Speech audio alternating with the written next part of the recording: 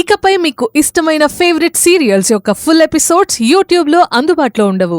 కేవలం సన్నెక్స్ లో మాత్రమే ఫ్రీగా చూడొచ్చు. బాగుపడదమ్మా. కుటుంబం అంతా చిన్న భిన్నం అయిపోయి ఒక్కో కుటుంబం ఒక్కో దిక్కుకు పోతుందమ్మా.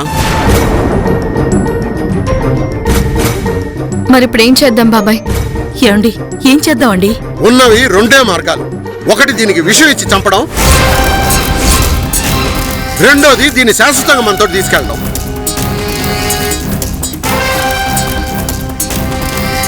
ఇది ఈ ఇంట్లోనే ఉండిందనుకో, వాళ్ళ కుటుంబాలన్నీ నాశనం అయిపోతాయి.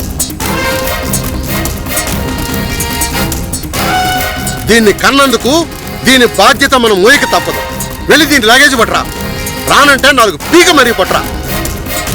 ఇలాంటి కూతురు బతుకున్నా ఒకటే, చచ్చినా ఒకటే.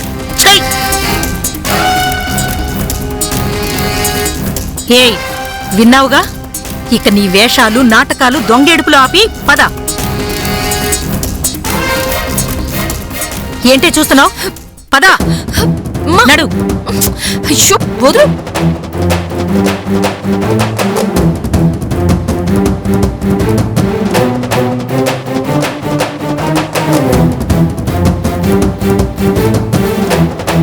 పదవే, చేసిందంతా చేసి చెప్పేది విను.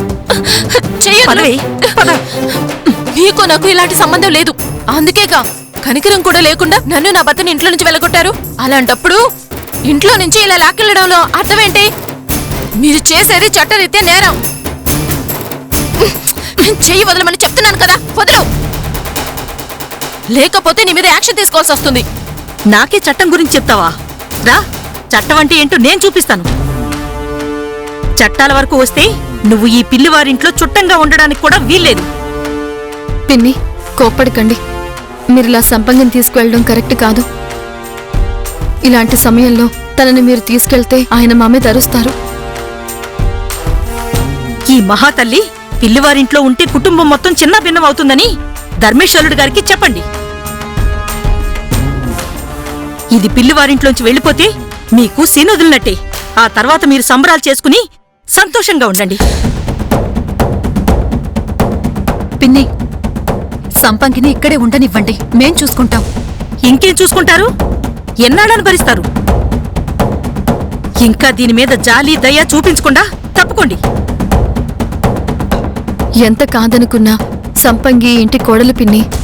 సపోర్ట్ చేస్తున్నట్లు బానే నటిస్తున్నారు. మీ నాటకాలన్నీ నా ముందు కాదు. పళ్ళు రావుతాయి. దీన్ని ఇక్కడే వదిలేసి వెళ్ళమ్మా. ముందు ముందు దీనికి ట్రీట్మెంట్ వేరేలా ఉంటుంది. చెప్తే వినండి. ఇది అసలు మనిషే కాదు, దెయ్యం, పిశాచి. దీంతో మీరు వేగలేరు. ఏమే, నువ్వు రావే. రా. వదిలేమ్మా. రావే. వదిలేమ్మా. రమణనా? వదిలు.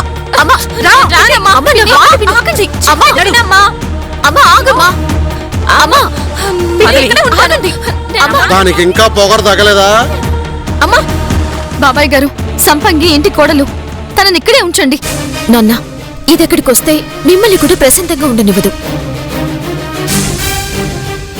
అనవసరంగా మీరు ఇబ్బందులు కొని తెచ్చుకోకండి. దీన్ని ఇక్కడే వదిలేయండి, మేము మేనేజ్ చేసుకుంటాం. గంజాయి మొక్కని తులసివనం మధ్యలో ఉంచడం మంచిది కాదు, అది గ్రహించండి. దాన్ని పీకి పారేస్తేనే తులసివనం లాంటి పిల్లివారిళ్ళు బృందావనం లాగా కళకళలాడుతూ ఉంటుంది.